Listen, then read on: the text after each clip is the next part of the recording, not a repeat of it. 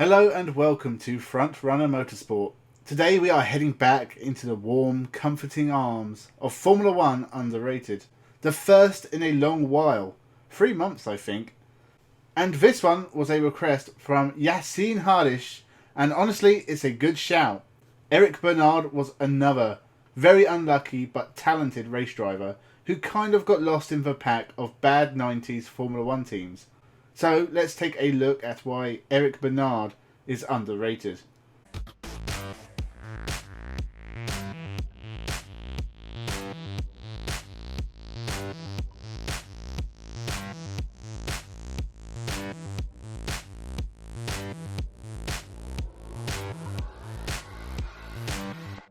Welcome to Frontrunner Motorsport. The start of Eric Bernard's career was very impressive, beating Jean Alesi in a karting competition to win a drive in Formula Renault. Considering how much of a legend Jean Alesi is, this is impressive. He'd win Formula Renault at his second attempt in 1985, again beating Jean Alesi as well as Eric Comas. In 1986 he'd move up to French Formula 3 with the Écurie Elf team, but it was in 1987 that he'd finished second behind great rival Jean Alesi. But this was enough to move up to International Formula 3000 with the Team Rolt from 1988. But results were poor, and he switched to Bromley Motorsport for the last 5 rounds, getting his best result at Dijon with a second behind Martin Donnelly. He'd returned for 1989 with the French Dams team, and after a bad start, he won the Jerez round. Unfortunately, he'd lose out to old rival Jean Alesi and teammate Eric Comas, but all 3 Frenchmen would make it to the pinnacle of motorsport, that is, Formula 1. However, it's Comas' teammate Eric Bernard who claimed pole position after a fantastic performance in qualifying, setting the fastest lap on only his 3rd flying lap. Bernard using all his experience then, but this happened after 25 minutes of the qualifying session, his Mugen engine blowing an oil pipeline. Congratulations, pole position today for the Le Mans Bugatti race. I think you had a very good first qualifying yesterday until the engine had a problem. Yeah, thank you for your congratulations, but I'm some problems in the start of the season. I'm not so much unlucky, and I think I'm very happy to this pole position because it's the first time I not too much problem, and it's French, it's a French Grand Prix, and for me it's not a bad place. Now you obviously like the Le Mans circuit. You had a good race here last year with the Bromley Motorsport Reynard until you had a little problem and spun off, but obviously you're quite confident that you could win this race this afternoon. I would like to make the same start to the race to last year, but I would like to finish the race on the same position to the start last year.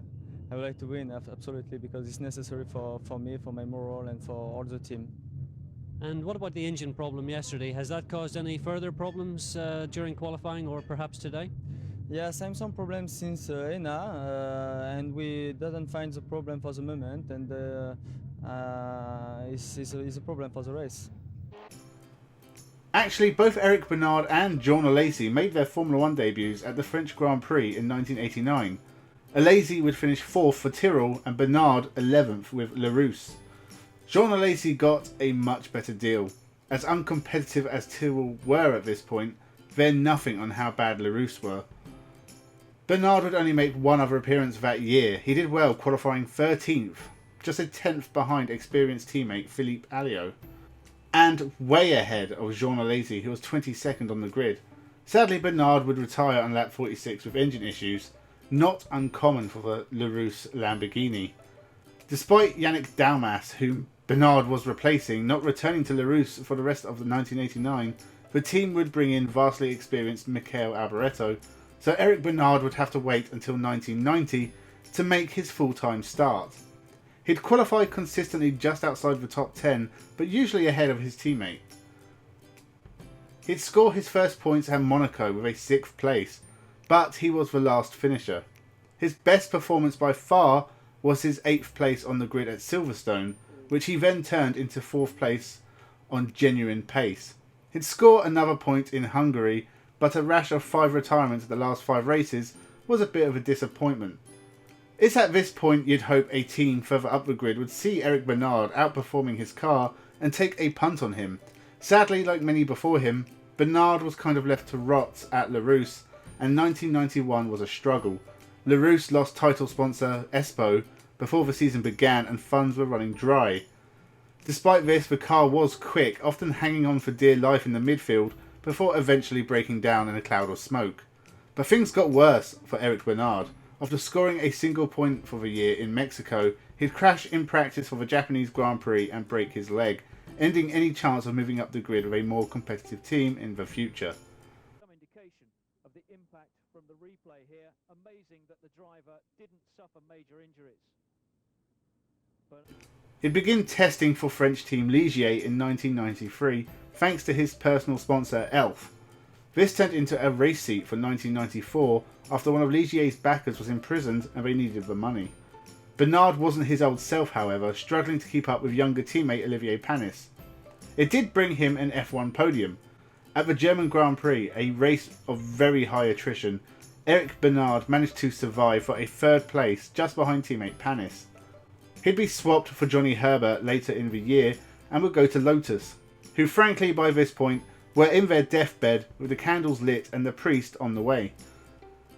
His only race at the European Grand Prix started with a 22nd on the grid and an 18th place finish, 3 laps down. Not the end he deserved, but he was replaced by Mika Salo and Eric Bernard's F1 career was over. There were talks of a return with Larrousse for 1995, but the team collapsed before anything could happen. And a wonderful, wonderful day for Ligier, who have been through such hard times in recent years. There is Olivier Panis, his first podium finish, the European Formula 3000 champion of 1993. And behind him, Eric Bernard, who has hung on to get his place with Ligier, and he's seen it come good today. He finishes in 3rd position, 4th Fittipaldi in the footwork. 5th is Gianni Morbidelli, 6th is Eric Kermas, 7th his teammate Olivier Beretta, who has been left, 8th Damon Hill, who finished just 2.2 seconds behind Beretta and was the last man to go the distance in Germany. So what happened after Formula 1? He'd moved to endurance racing, of course, starting with Le Mans in 1995 in a Courage which would only last 26 laps. His first success was with Dams in the 1999 Sports Racing World Cup, when he and other French F1 flop Jean-Marc Gounon took 3 wins in the Lola Judd. This was Bernard's first overall wins since his Jerez win in International F3000 10 years previously. He'd also take 2 wins in the American Le Mans Series with Panos, as well as finishing 2nd overall. And he'd get his best finish at Le Mans with a 6th place with the same team. He'd joined the Dams Cadillac team for 2000, but didn't take any wins, but did get 19th at Le Mans with Emmanuel Collard and Frank Montanghi. His final year was 2002, with a final crack at American Le Mans and an 11th place finish at Le Mans with a Cadillac. I don't know what he is up to now. I honestly tried to stalk him, but couldn't find anything. He is the godfather of Charles Pic, so maybe he was guiding his hand during his very short Formula 1 career. But I think, without a doubt, Eric Bernard is underrated. Thank you for watching. Seriously, thank you. Thank you all for your support and finally reaching 60 subscribers. Every one of you is owed a beer or other non-specific beverage.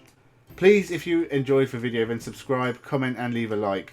I release motorsport content pretty consistently sometimes. I do my best anyway.